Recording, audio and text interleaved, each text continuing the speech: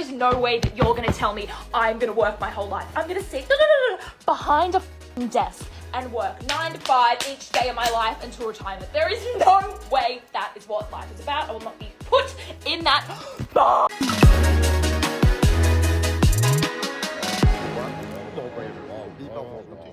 Emma, thanks so much for coming on the podcast. Thanks for having me.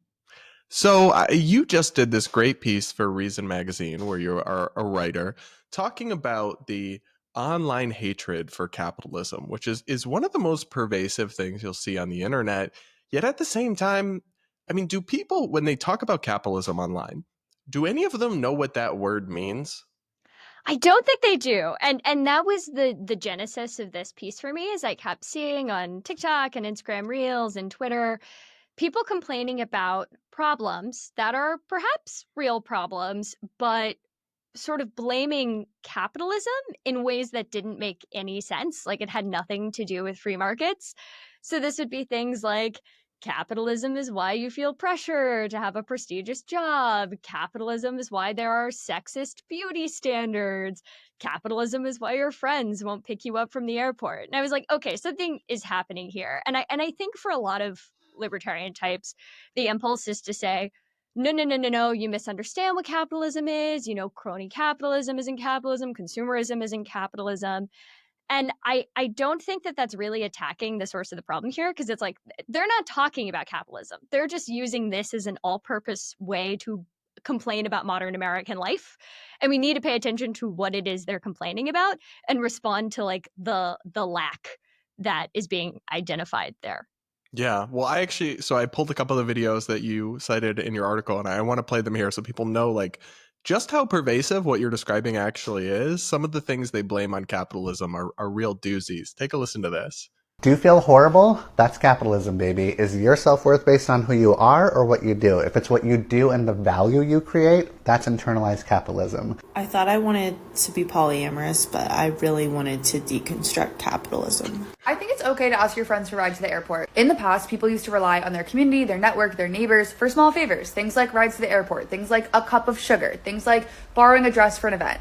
But now, with late-stage capitalism, those things all seem like rude for us to ask because we could just do them ourselves. Since you're new to LA, do you think late-stage capitalism has in any way negatively impacted your ability to make community here? What I've noticed more than anything is the way that I see people. It's like we're going out to dinner or we're getting coffee. I'm always gonna run a check. It becomes challenging when it's like all I want to do is just like sit somewhere, not spend money. I just want to yap for like hours on end. Oh my god, same. But then like I go to a coffee shop and I don't buy coffee. I'm like looking around like I'm a criminal right now. Same. I feel like a freak. In like trying to make new friends, there's not as many like common places to like meet friends. The third space. Exactly. I've seen a lot about that, about how people used to have these third spaces, places outside of like work and home where people would just commune, like libraries, sometimes even religious spaces. So my favorite one is the last one at the end there, because they're talking about the lack of third spaces, which I think is to some extent a real phenomenon. But they're talking about how we need places to just go hang out where you don't have to pay to get in, you don't have to buy something, and they're having that whole conversation in a beautiful public park. Yes, that was when I saw that, and I think I wrote about the article, I was like, you're literally in a public park. You are in a third space right now. Yeah, I also love the Therapy Jeff one. I have a one-sided beef with Therapy Jeff, who is the first guy, the like, do you feel horrible? That's late-stage capitalism, baby.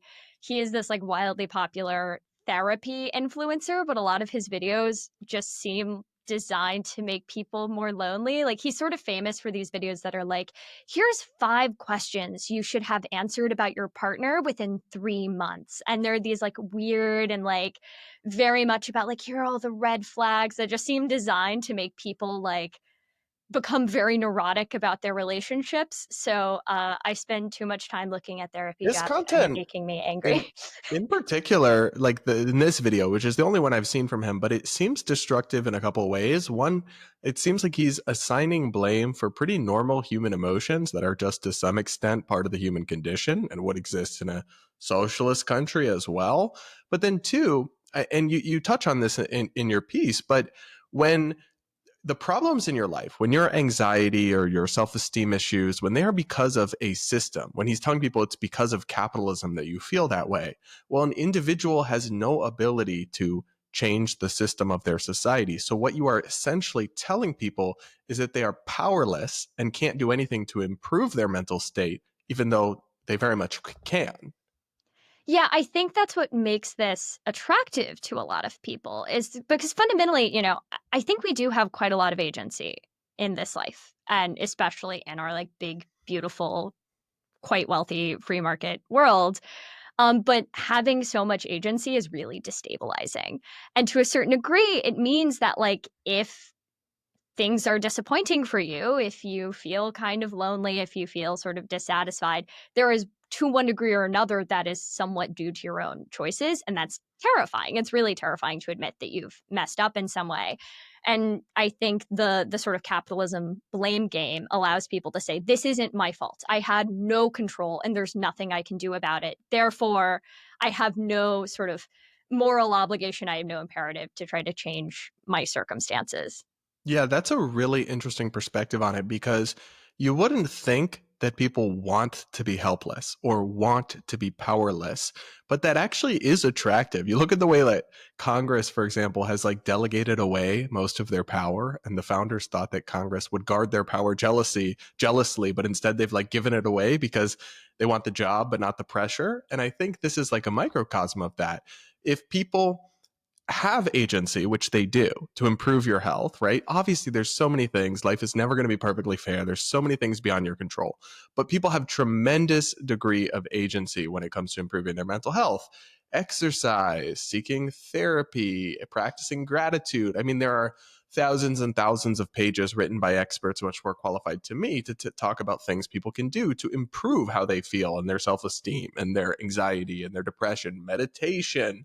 But no, if it's all just because of late stage capitalism, right, the communist buzzword they love to cite, then you actually can't do anything about it, which I guess to them maybe relieves them of a burden and maybe to some extent makes them feel better about their own failure to launch or failure to succeed, because after all, it was always all out of my hands because of late stage capitalism. Da-dun-dun, like cue the terrible music. Yeah, I think there's also a real utopian element of this. A lot of the way these creators are talking about capitalism, it comes off almost that they think like work itself was created by capitalism, that, needing to work for a living. A lot of the videos I cite are from people who are really, really unhappy with their jobs and are like, I can't believe I'm going to have to work for the rest of my life. This is so terrifying. This is horrible. And the implication is that if we didn't have capitalism, you would sort of be able to sit around all day making art, even though like in all human societies throughout history, capitalist or not, people have had to work to earn their keep. And the only people who could accurately be described as being economically kind of comfortable and not working are the ultra rich, which presumably if you're a leftist, you don't think those people should exist. And it really reminds me, I think what typifies the sort of utopian anti-capitalist attitude is the now kind of famous Twitter thread of like, what are y'all doing on the leftist commune? I'm going to be brewing lattes and teaching radical theory. And, all of the people being like, I'm going to be keeping the library and making art. And no one's like, on the leftist commune, I will be digging ditches and scrubbing latrines.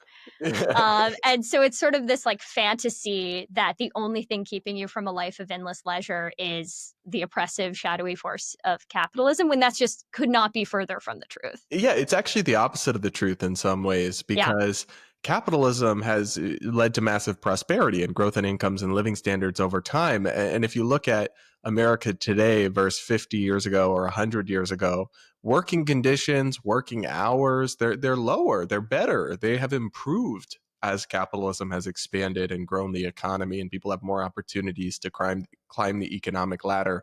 The number of workplace deaths and injuries goes down and down. The amount of hours and days that people get off has gone up over time. And not all of that is purely due to market forces, but a significant portion of it is. And then also, I feel like there's a flattening of this worldview where everything is to blame for capitalism, but there's so many other things going on in society and in life whether it's declining religiosity, whether it's expanding technologies and social media's effect on people's mental health, and so many other things that it really makes you wonder, if you're blaming everything on capitalism, are you missing other things we should be talking about and addressing? Oh yeah, totally. I mean, my great grandparents worked their entire lives in a paper mill. And I am so glad that instead of having to work in a paper mill, I get to tap on my laptop for 8 hours a day and publish the things I write on reason.com. And like that march of progress is, I think it is underrated. And yeah, the community element is huge. And I think it goes back to that agency question, right? Like, declining religiosity. There's nothing that's keeping you from finding a church or a mosque or a synagogue or any other, religious organization and joining that and finding community. Like when I first moved to DC, I had a couple of friends from college that were living in the same city, but how I found a friend group, how I actually found like a community is I went to church. And, that requires when you're a little hungover, getting up and showing up somewhere at 10:30 on a Sunday. And it's not the easiest thing in the world to do, but there are really huge benefits. And I think what we're seeing is a lot of people sort of choosing the easier, lonelier path. And it's really depressing because I was having this conversation. So I'm also like I'm an ideological party thrower. I love throwing parties. I have big house parties, like literally on Saturday. I'm going to Cannot have a relate, huge but blowout continue. party at my house. Um, but I also have dinner parties. And I've started doing these dinner parties where I sort of give everyone an article or a topic of discussion, and then we discuss it over dinner.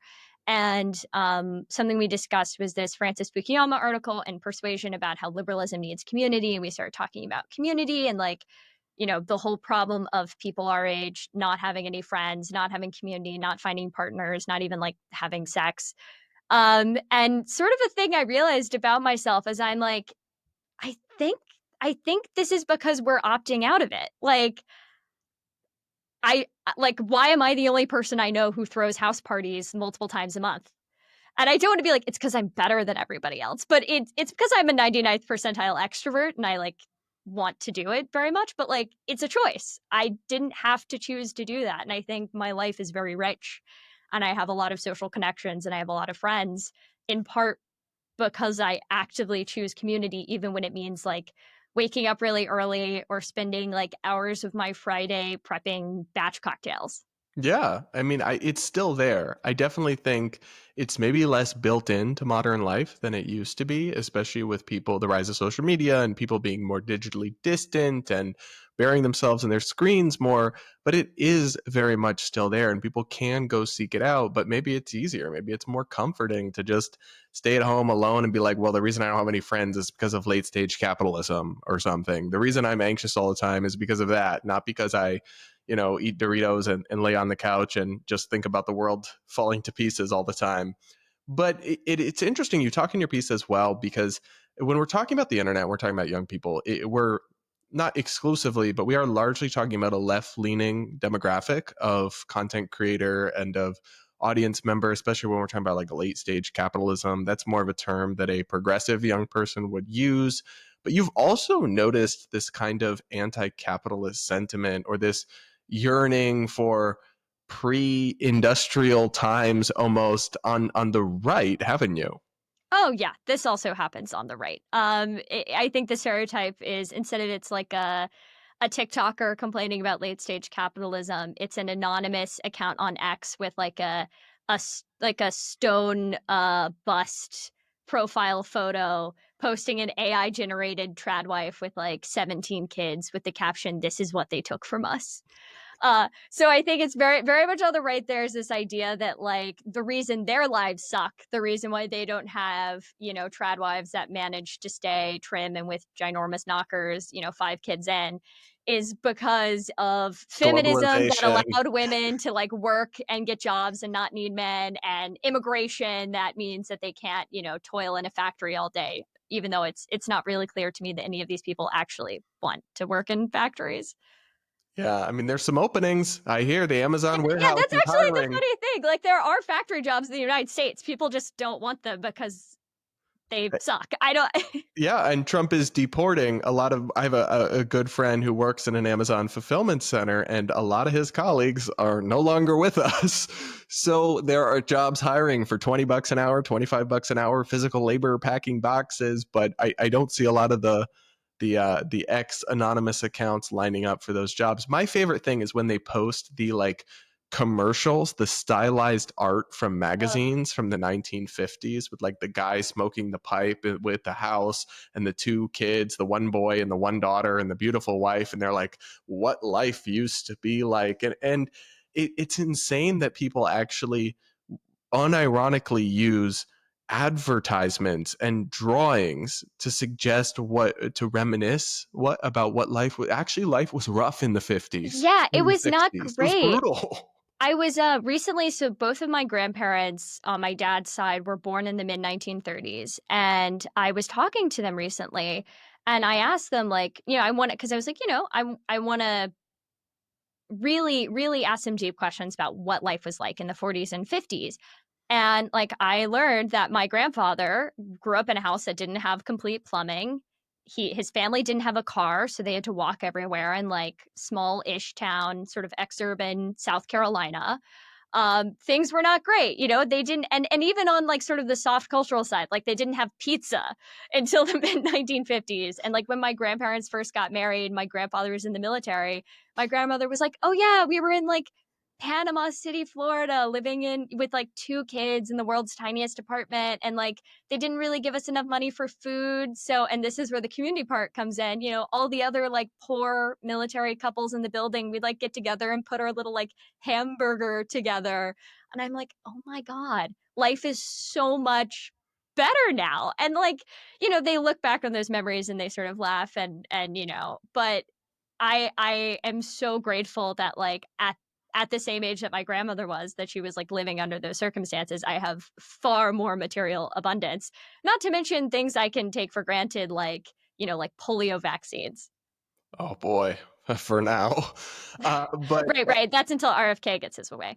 anyway, it is interesting because I feel like nostalgia or the rose-colored glasses is a sickness that corrodes humans' ability to ever be happy, because we always, even it's so funny, even in our own lives, maybe you're different, but I remember like my teenage years and I think of all the good parts and I remember all the fun I had in high school sports. And then when I'm thinking about it, I don't think about the parts of my life that were hellish, that were terrible, that had me like deeply, deeply disturbed and distressed.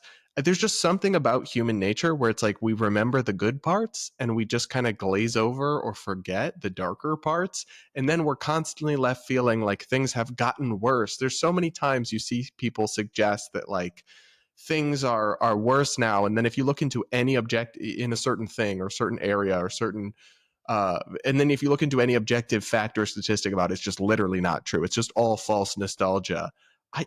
Why are we so prone to that?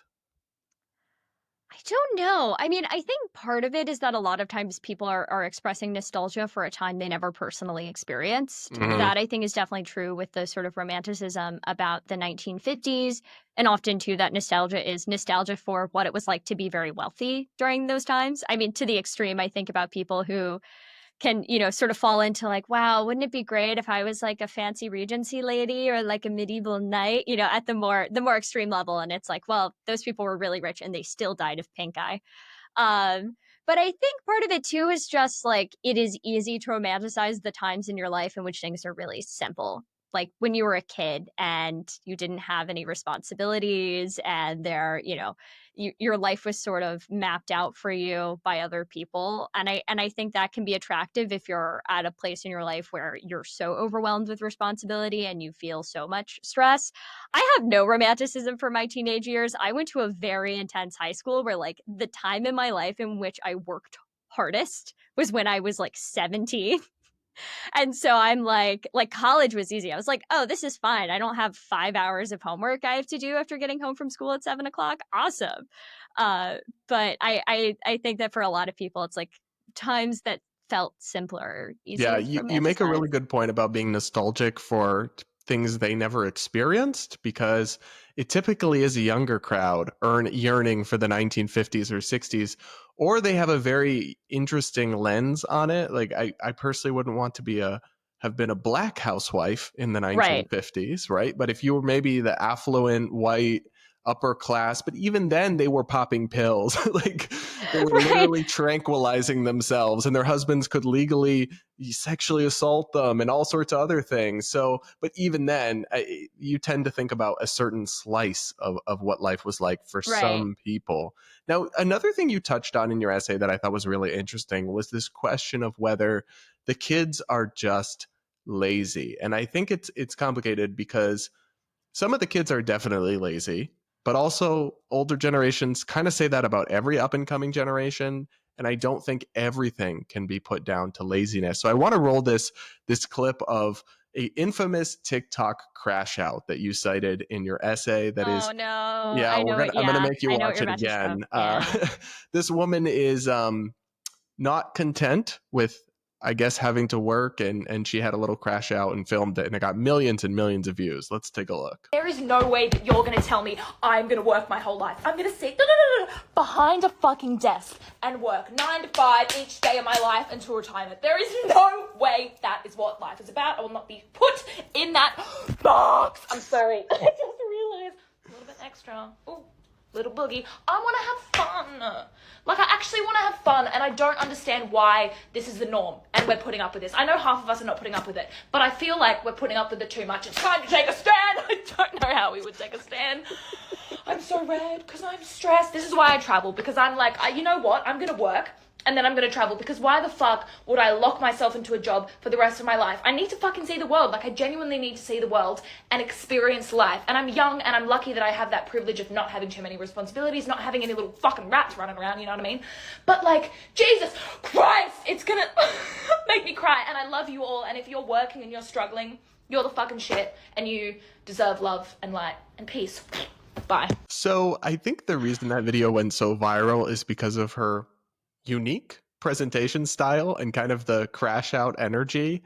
You can't help but feel a little bad for her. I feel very bad for her. You don't put this on the internet. Like, this is what you do, like, on the phone with your mom when you're like crying and freaking out, or like a loved one. Yeah, having that live in infamy is not ideal, but the algorithms do incentivize that, because these crash out videos always go mega viral, and you get tons of people relating to it and saying, yes, me too, girl. What I found interesting about this, though, was I'm not saying it's great to work a 9 to 5 your whole life. Like, I understand it's a slog, it's tough. I work very flexible hours, but I work long hours now. But it's like, is it really the worst thing in the world? Does it stop you from traveling? Does it stop you from having fun, living life? Like, and does she realize that for almost all of human history, people worked a lot more than a 9 to 5? They worked a sun up to a sun down. Yeah, this is why I think what a lot of these young people are suffering from is not capitalism, it's workism. And so I personally do not have a very rosy view of work for work's sake. Like, it's a thing that human beings need to do. It's something that just about every economic system requires us to do. But I think that it's a really bad place to put the center of meaning in your life. Because most jobs, even most sort of college educated white collar jobs, are not like particularly intrinsically interesting or meaningful. Like, I think you would probably describe yourself this way, have like a 99th percentile interesting and intrinsically meaningful job where like people who put our opinions out there on the internet for money.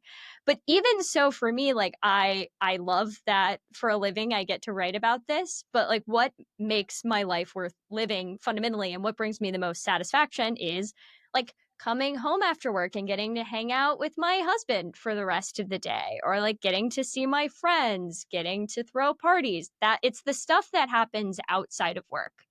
And with that in mind, especially because like my husband, for example, he likes his job, but he's not an opinion journalist. He has like a pretty normal sort of code based job, suffice to say.